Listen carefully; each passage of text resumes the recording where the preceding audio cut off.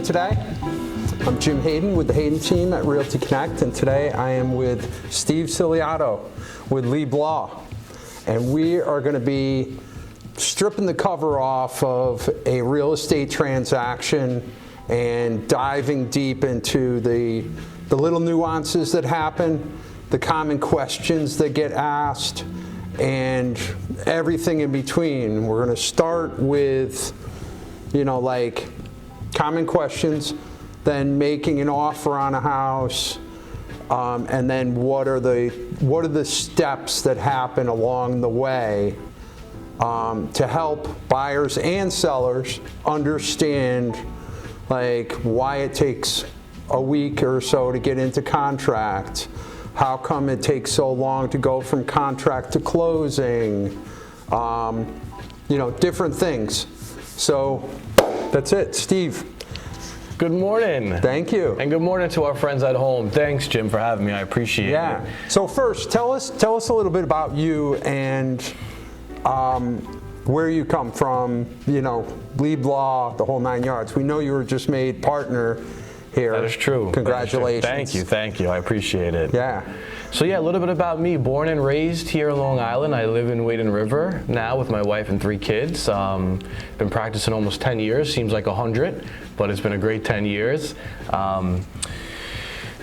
Really just focused on real estate my entire career. Went to law school out in Michigan, and I've been fortunate enough to work with great agents like Jim throughout my career to help you guys navigate the fun world of real estate. Yeah, awesome. So you're strictly real estate? I focus on everything transactional, so if it's bought and sold, real estate and businesses, with the emphasis being on real estate, commercial and residential. Okay, great. What are some of the common questions people have on a day-to-day basis? When am I going to close? Yeah.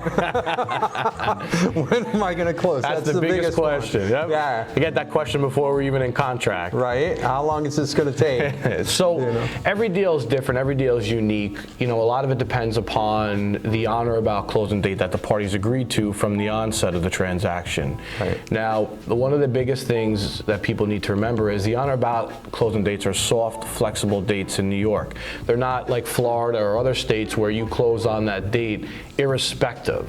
So here, roughly, you have about 30 days past that date to close. Now, that's a general industry standard. The legal standard is a little bit more complex, and what cases have held was that it's based upon a reasonable time based on the facts and circumstances of each case. So, generally speaking, 30 days is kind of what the industry goes off of and how we counsel our clients, because the legal standard is a little blurry and is case dependent, for lack of a better term. Right.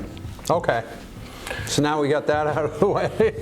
But again, a lot goes into it, as I'm sure you guys are aware, with timing of title and timing of financing if you're obtaining a loan. And again, it really does circle back to the on or about date that the parties agreed to. So although I'd love to give you a hard answer on it, every deal is a little unique and a little flexible depending upon the parties' agreement and the status of financing. Well, I think also what people need to remember is there's not just 2 agents involved and 2 attorneys. There's 2 agents, 2 attorneys, there's a bank attorney, there's a title company, and then whatever else may be mixed in between. And so if the bank attorney and the seller's attorney don't have their timeline together, that's why they create this 30-day flexible window. So you raise a good point, Jim. It's a big frustration for a lot of clients because they'll eventually get that magic clear to close from their bank, meaning they're able to set up a closing date. However, seller's attorney is away. The bank attorney doesn't have availability. So unfortunately, a lot of times the struggles we face is the buyer gets cleared to close. They want to close in a day or 2, of course, because they're excited, but just coordinating the amount of schedules, as Jim mentioned, can take a week or 2 sometimes. So there's a lot that goes into it. Unfortunately, it's an imperfect system. It'd be a little bit easier if we just closed on a date, but unfortunately, that imperfect system hurts a little bit. Okay. Let's start right from the very beginning. I take a client out and I show them a house. and we make an offer. What happens next? So after the offer is made and accepted, most of the buyers will have an inspection done of the home. And the inspection is optional, although highly recommended. And that inspection usually concludes in one of three ways. Everything's perfect with the house and the parties move on. Yeah. There's a major issue with the house and the buyer walks away, which is not too common. And the more common aspect is the buyer might ask the seller for a credit or to make some repairs. However, sellers have no obligation to further reduce the price or make any repairs. Right. So it really just boils down to what the parties agree to post-inspection. 99.9% of the time, the parties are able to strike a deal, and typically the buyers don't walk away post-inspection unless something catastrophic. But the majority of the time, we can work through any inspection issues and come to a resolution that's amenable to all parties. Right, right. And I usually try to negotiate my inspection items before I send you the contract. That way, when you look at that offer and my email, you see in the body of the email and the offer, it's bullet pointed out, and that's how you're going to structure your contract, correct? Exactly. And one of the things that I love that you do that I wish was a little bit more of an industry standard is Jim takes the time to vet the house in advance. We'll check on COs, we'll check on any existing surveys. And that's very important because COs are a hot topic in contracts, and having that information up front and having someone like Jim who's able to jump on that for us makes the contract process quicker and more in depth because we have some more clarity on what, if anything's going on at the house CO-wise. And that's a good point that you make. It also helps when you're, say I'm working for a seller and I'm accepting offers. I have to go and actually vet each offer and agent and say, listen, the deck isn't CO'd. Is your buyer going to have a problem with that? Because if they are, then we need to like figure that out or move to a different offer. We need to shift, and all this happens kind of rapidly. You know? It's a very good point, Jim, because a lot of times that conversation's not had, and when it gets to us, that conversation is had, and I've had people walk away from deals for missing COs. So it's imperative to jump out ahead of it, Jim, like you do, because it saves everyone time, energy, and effort down the road. Yeah.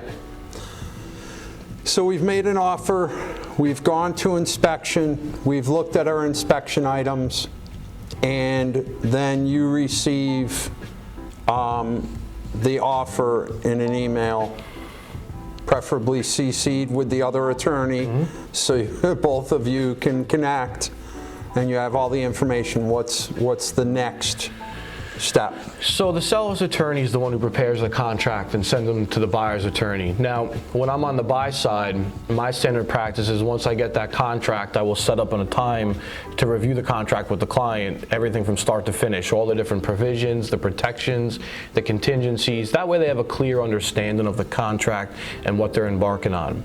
From there, if they're satisfied with all terms, we will send over the down payment along with the buyer's signed contract, in which the seller will countersign, and that's when we're in full contract.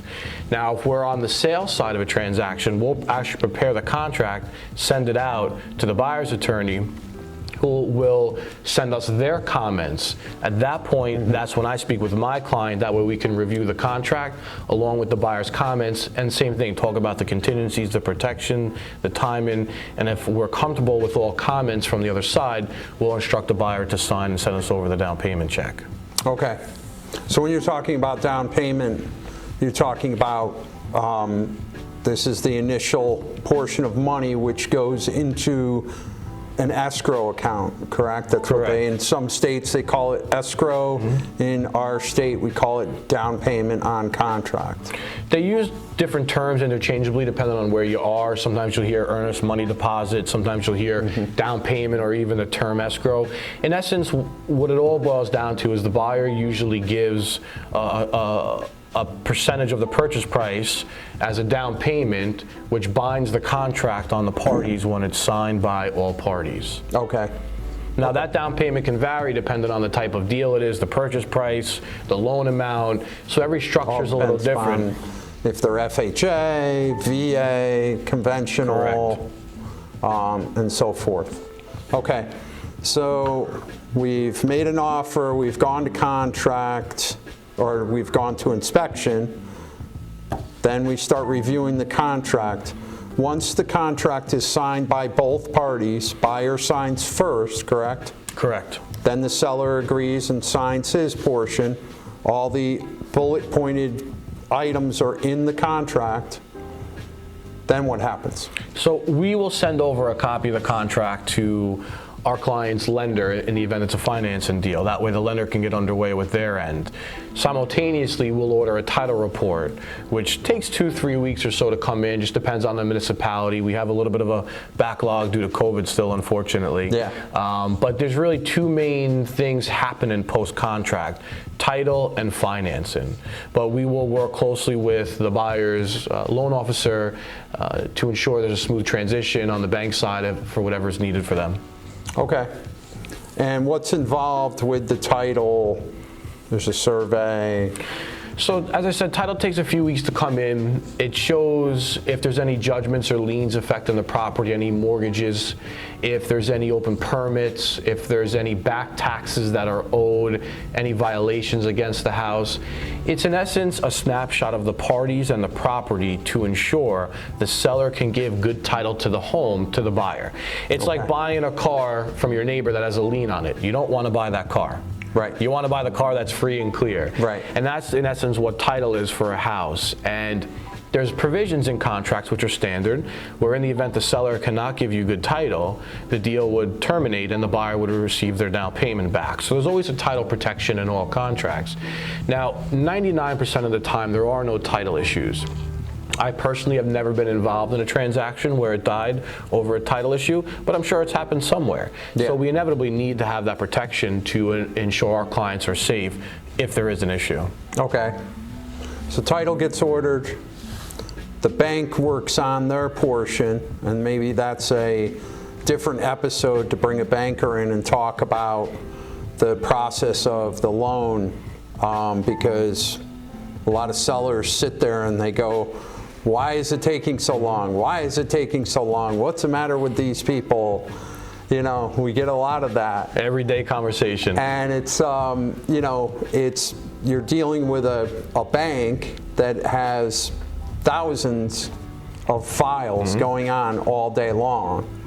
And they need to clear all of those things. So I don't know if you have anything to... Really just, you know, the last couple of years since COVID hit and the market took this dramatic shift, the banks have just been inundated. I don't think anyone was prepared for what the market was going to do when COVID hit. Right. So normally banks were working on a 45, 60-day turnaround time for a closing, generally speaking.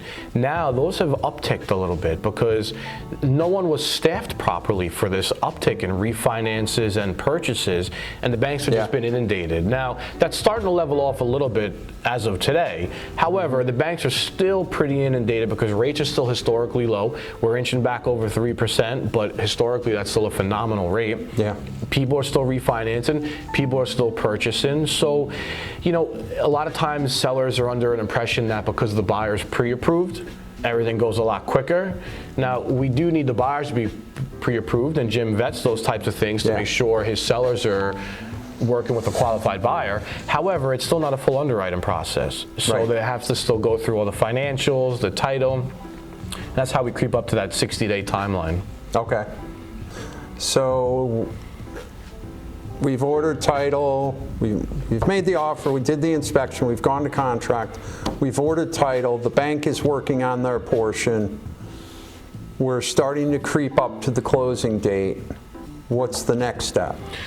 So there's some highs and lows in the process, right? There's some times where there's a lot of communication, there's some times where there's radio silence. And I think that's also a big struggle for some people, and a question I get often, why is there radio silence? It's a great question, and if I was buying, I'd be concerned too. A lot of the time, the radio silence for a week or two here and there is okay. There's nothing happening. The bank is doing what they need to do. We're waiting on title, or if title's in, it's already clear. long and short is, once we have good, clean title to the home, and the bank issues that commitment, and then eventually when those conditions on the commitment are fulfilled, the bank issues that final clear to close. Now those are the magic words that every buyer is waiting to hear. You're clear to close. I think something the buyers struggle with is they think the process will move a little bit quicker and are ready to close, but don't have that clear to close from the bank yet. So unfortunately, it kind of holds up planning and closing and delays. So once you have that inevitable clear to close, what will happen is we'll start coordinating the closing date with all those parties, which, as you mentioned, is quite fun when you're trying to coordinate 6 or 7 schedules. Yeah, you have the buyer's schedule, buyer's working sometimes, can only close on a certain day. You have the seller's schedule, maybe that's the same thing, or they have to, transition first. Then you have the 3 attorneys, and then the title closer. Yep. It's a lot of fun coordinating 6 or 7 schedules. There's a lot that goes on in between the clear to close to the actual closing day. Correct. Let's talk about coming right up to the closing day. There's a final walkthrough. I've gone to some final walkthroughs that are 5 minutes in and out of the house, and we're on to the attorney's office. And then I've gone through some final walkthroughs where the person moved out and went to Florida, and this is it's a real scenario, and they left their pool running, and the pool pump, let's say the pool pump motor burns out. What happens from the final walkthrough now the buyer has an issue with the home because of a bad pool pump? What happens at the closing table? Do we have to renegotiate the entire deal all over, or are we renegotiating? We're obviously negotiating something. And does the seller have the option to repair that item before he has to maybe give credit or something? So before I touch on that point, Jim, I want to circle back to the initial discussion in the sense that the final walkthroughs are imperative. I am of the opinion that they should take some time because there's contract protections to protect the buyer in the event there is an issue at the final walkthrough. Yeah. So the longer you're there, not that you want to be there for a week, but the longer you're there and the more thorough you are, it will help if there is an issue because you will uncover that. Yeah. Now, I personally like when they're a tad bit longer, only because of uncovering those issues are so important. Now, to get to your point though, Jim,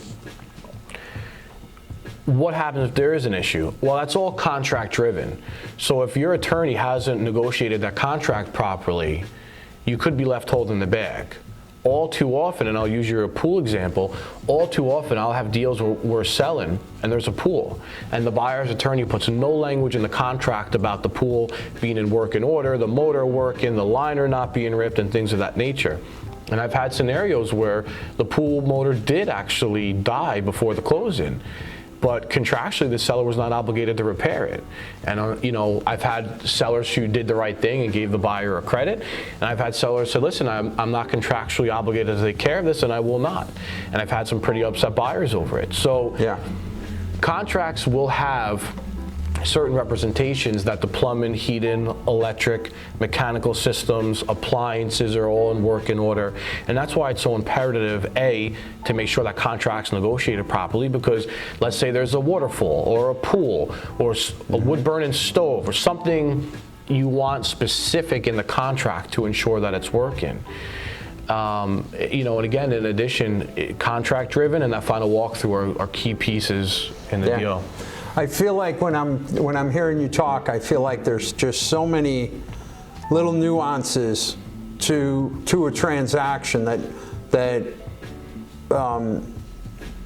buyers and sellers just don't see all of the background noise that's going on. Yeah, I've gotten a lot of, oh, it's just real estate comments over the years. There's a lot that goes into these transactions. If you think about it, it's the most money that someone's ever spent in their entire life. Right. And think about how significant and how important that is. Yeah. And you want an agent and you want an attorney who have very in-depth knowledge on the topic, who actually look out, care, and try to protect you. Yeah. And again, it's all contract driven. It starts with Jim with his legwork, vetting the house in advance, and then it comes to us with the contract. Mm-hmm. And those two things, that synergy is very important because it'll keep for a smoother transaction, and hopefully you won't be on the end where the pool motor doesn't work and unfortunately you don't get any kind of credit for it. Yeah, that's one thing that's, that's a great point, and that's one thing that's really helped me with my career in real estate is having relationships with people like you that are super tight, and knowing that on a weekend, if I'm trying to put a deal together, that I can get a hold of you. Maybe it's just via text, but I have a question, or the buyer has a question, maybe the seller has a question.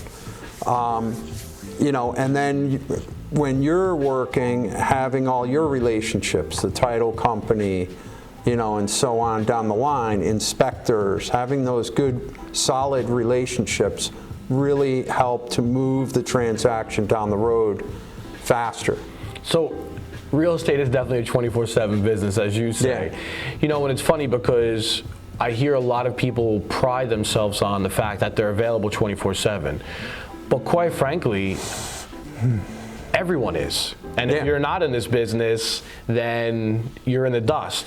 So one of the things, too, the way I like to handle myself and why I like to work with people like Jim is, we don't sell ourselves on the 24/7. Of course we're there. No. We need to be there. We sell ourselves on the knowledge, taking the time to understand the transaction and vet everything that needs to be vetted, because that's what matters. Yes, is it important to be able to get a text from someone over the weekend or respond to an email? Of course, but let's get down to the details, right? Because the devil's in the details of these transactions, and that's why it's so important to have that knowledge base. And let's take it back a little bit.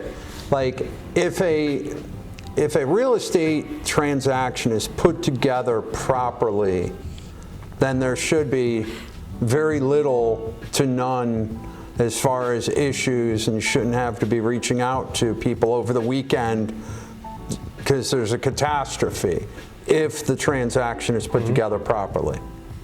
Right. I've had transactions where we got a deal sheet or a memo of sale, and we were in full contract the next day. Right. And that touches on the transaction being put together properly. Everything was vetted, communication was open, parties came to an agreement. Mm-hmm. Then I've had deals where it's taken a week to get into contract. Who's not available? Who didn't get this information? I actually have a deal where my client signed on a contract today, I'll use it as an example, where his agent said all the COs were fine. I said, okay, do we have any documentation to that effect? No, but the other agent, the listing agent, told me it was. Well, we did a little due diligence on our side, and we found out that the deck is not legal. Now, it's not a deal killer. The sellers agreed to obtain the CO for the deck. However, it cut a week off our timeline, it extended our timeline by a week because the legwork just wasn't done. Right. And if it was, we could have wrapped it up in a day or so. So timing is key in real estate. The longer it drags, the more opportunities for the deal to die. Mm-hmm. And having that nice bundled package, it just moves things so smoothly. Okay. So we're all the way down the line. We're actually, we've negotiated maybe a credit for the pool pump, fictitiously. We get to the closing table.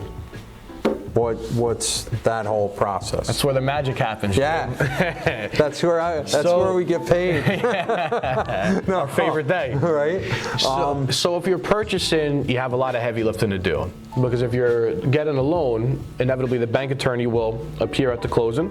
We'll have a stack of documents for you to sign, and the closings typically take about an hour and a half. The buyers have a lot more signing to do than the seller, but for the most part, everything's worked out in advance. It's a pretty friendly transaction at the table. People are having some laughs, talking about memories.